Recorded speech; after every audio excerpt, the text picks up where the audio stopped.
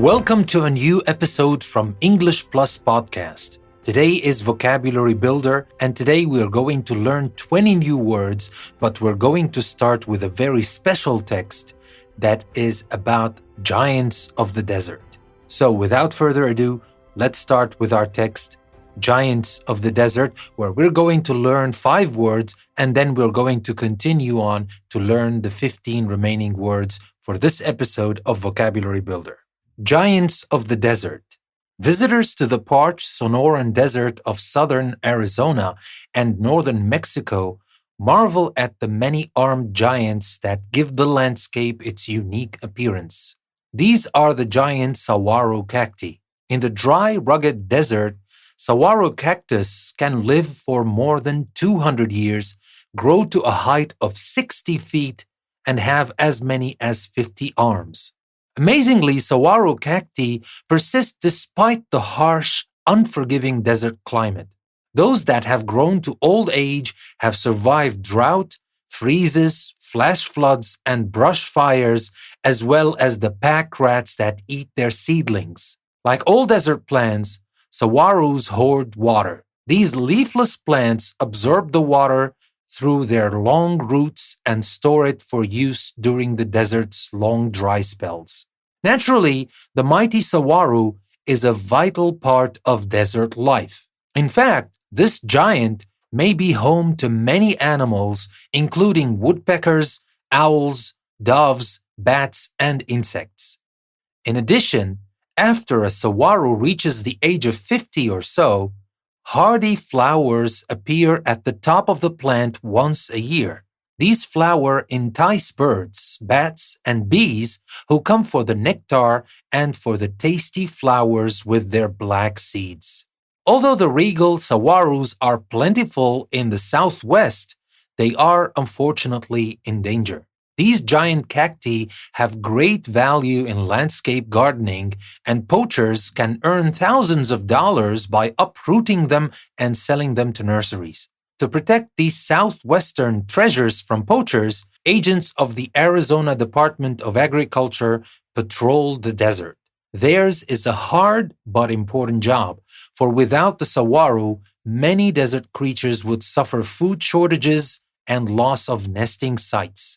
The Southwest, too, would lose something of unique importance since these desert giants have come to symbolize the very essence of this rugged region. So that was our text about the saguaro cacti, the giants of the desert. Let's start with the very first word we want to talk about, and that is parched. In the text, we said visitors to the parched Sonoran Desert of southern Arizona and northern Mexico marvel at the many-armed giants that give the landscape its unique appearance. We're talking about the desert. We describe this desert as parched. So what do you think the meaning is? Is it saturated, rugged, enclosed, or dry? Let's see. Parch means to deprive or to be deprived of water or to shrivel with heat. An example for that, the fields of Oklahoma were parched by drought in the 1930s. So, coming back to these 4 words I gave you, I guess you might have guessed that we're talking about. So, coming back to these 4 words I gave you, I think you might have guessed we're talking about dry. And now let's move to the second word in the text that we want to focus on, and that is persist. Persist. Persist. In the text we said, amazingly, saguaro cacti persist despite the harsh, unforgiving desert climate. What is the meaning of persist? Does it mean to expire, to give up, to object, or to persevere? What do you think? Let's find out. If something undesirable persists, it continues to exist. Or if you persist in doing something, you continue to do it even though it is difficult or other people are against it. So that is the meaning of persist. For example, how can he persist in denying that he was at the scene of the crime when several people saw him there? So that was our example. Let's go back to the 4 words I gave you. Is it expire, give up, object, or persevere? Well, obviously, it is persevere. So let's move now to the third word we want to talk about, and that is vital. V-I-T-A-L, vital. In the text, we said, naturally, the mighty saguaro is a vital part of desert life. So what is the meaning of vital? Does it mean useless, humble, unique, or crucial? Let's find out. If you say that something is vital, you mean that it is necessary or very important. If you describe someone or something as vital, you mean that they are very energetic and full of life. For example, regular visit to the dentist are vital if you wish to have healthy, good-looking teeth. So, coming back to these four words I gave you, what do you think? Is it useless, humble, unique, or crucial? Well, obviously, after the example and after what we said about vital, it is crucial. And now let's move on to the next word, and that is entice. E-N-T-I-C-E, entice. In the text, we said these flowers entice birds, bats, and bees who come for the nectar and for the tasty flowers with their black seeds. So what is the meaning of entice? Do you think it means to lure, sicken, uproot, or repel? Well, let's find out. To entice someone to go somewhere or to do something means to try to persuade them to go to that place or to do that thing.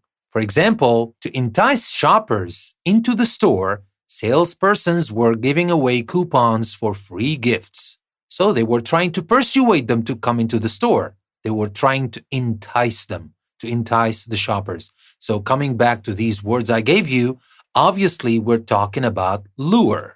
And now to the next word, and the last word we're going to talk about in the text before we move on to talk about the 15 remaining words. This word is regal. R-E-G-A-L, regal. In the text we said, although the regal saguaros are plentiful in the southwest, they are, unfortunately, in danger. What do you think regal means? Does it mean tall, haughty, majestic, or lowly? Let's find out. If you describe something as regal, you mean that it is suitable for a king or queen because it is very impressive and beautiful. For example, the two families pooled their resources to give the bride and groom a truly regal wedding. So coming back to these four words I gave you, obviously the meaning is not tall, not haughty, and not lowly, it's majestic.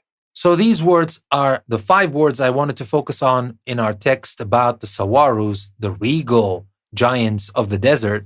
And now we will have 15 more words. I will give you examples, including these words, and we will learn the meaning of these words together. So let's start. Let's learn more words. And let's start first with the word accelerate. Accelerate is spelled A-C-C-E-L-E-R-A-T-E. For example, we can say the hikers needed to accelerate their pace once it became clear that it would soon rain. They needed to accelerate.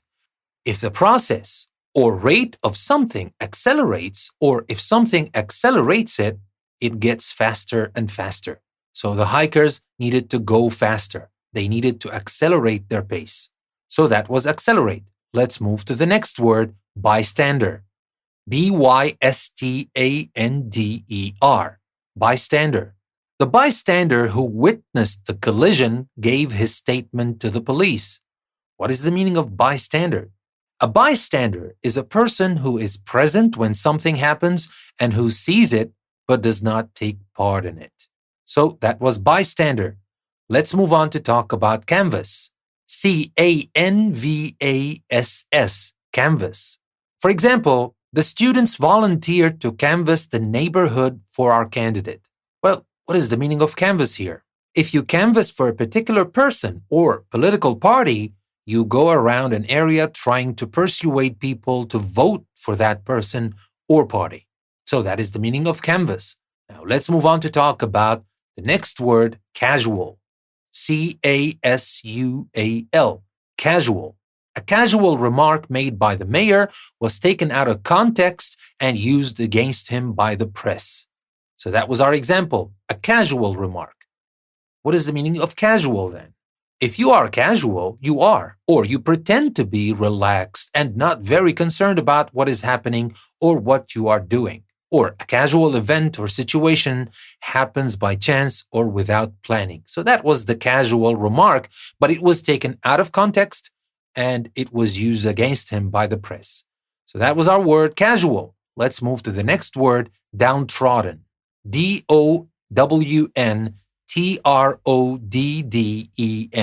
Downtrodden. Most of the immigrants at Ellis Island represented the downtrodden masses yearning to be free.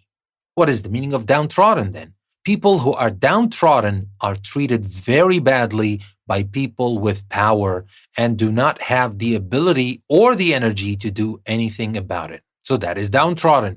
Let's move to the next word, erode. ERODE, erode. For example, storms and mudslides eroded the road so that eventually it became impassable. So what is the meaning of erode?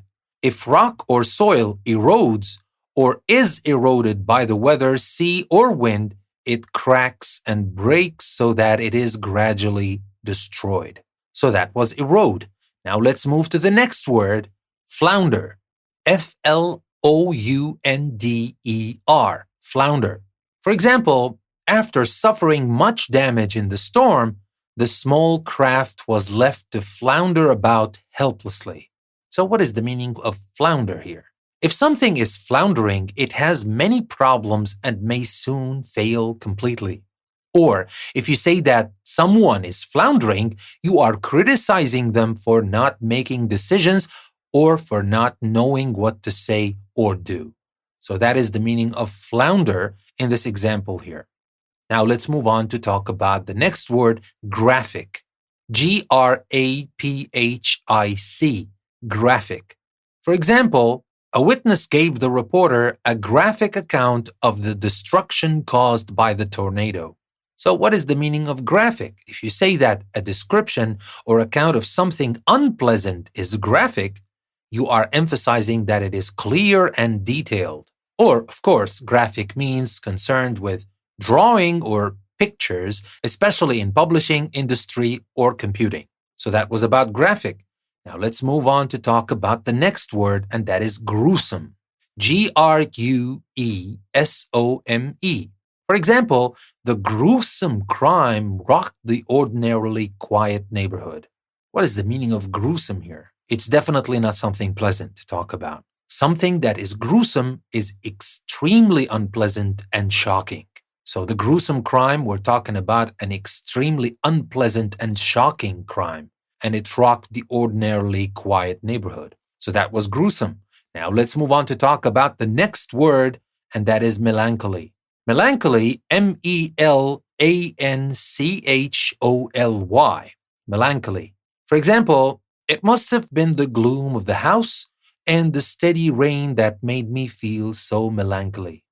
What is the meaning of melancholy? Obviously, not happiness, not happy, because by the way, melancholy can be used as a noun or as an adjective, and it has the same form. You describe something that you see or hear as melancholy when it gives you an intense feeling of sadness. Melancholy, as I told you, can be used as a noun. Melancholy is an intense feeling of sadness which lasts for a long time and which strongly affects your behavior and attitudes. So that is melancholy. Let's move on to talk about another word, and that is ordeal. ORDEAL, ordeal. For example, if you have prepared properly for the exams, there will be no reason to regard them as a terrible ordeal. So what is the meaning of ordeal? Are we talking about a problem here? Maybe a big one. If you describe an experience or situation as an ordeal, you think it is difficult and unpleasant. So that is the meaning of ordeal. Now let's move on to talk about another word, and that is puny. PUNY, puny. For example, the wrestler let out a coarse burst of laughter when his puny opponent entered the ring. Okay, he was laughing at this puny opponent. Obviously, this opponent was not that strong, right? So what's the meaning of puny? Someone or something that is puny is very small or weak. So that is the meaning of puny. Now let's move on to talk about another word, Quibble. Quibble. Quibble. For example, let's not quibble over details. What is the meaning of quibble? Does it have the same meaning of discuss, argue, or something in between? Well, let's see. When people quibble over a small matter, they argue about it even though it is not important. A quibble is a small and unimportant complaint about something. So that is quibble. So don't quibble over small matters because it is not important. So that is the meaning of quibble. Let's move on to talk about the next word, and that is ratify. Ratify. Ratify. For example, the legislatures of 3/4 of the states must ratify an amendment to the US Constitution. That's kind of something legal, right? So what is the meaning of ratify? When national leaders or organizations ratify a treaty or written agreement, they make it official by giving their formal approval to it, usually by signing it or voting for it.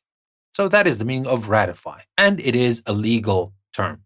Now for our next word, stifle. Stifle. Stifle.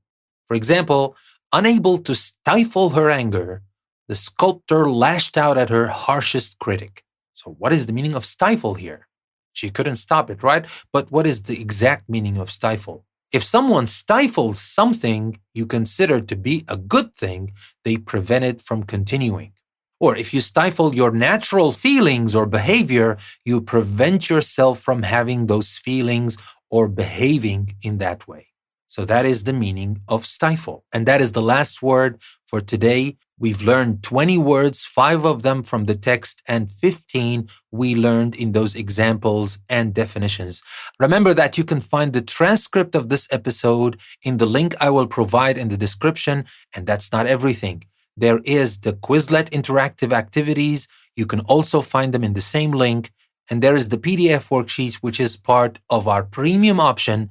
If you would like to get the PDF worksheet for this episode and for all other episodes that we add every day to our English Plus podcast, take the link I will leave in the description and become a patron of our show on Patreon. This way, you will get a lot of benefits and you will also support us and help us continue with the same momentum we have here. A new episode every day, and we have a lot of surprises coming down your way, but we do need your support. So that being said, this is Danny, your host, saying thank you very much for listening to another episode from English Plus Podcast, and I will see you next time.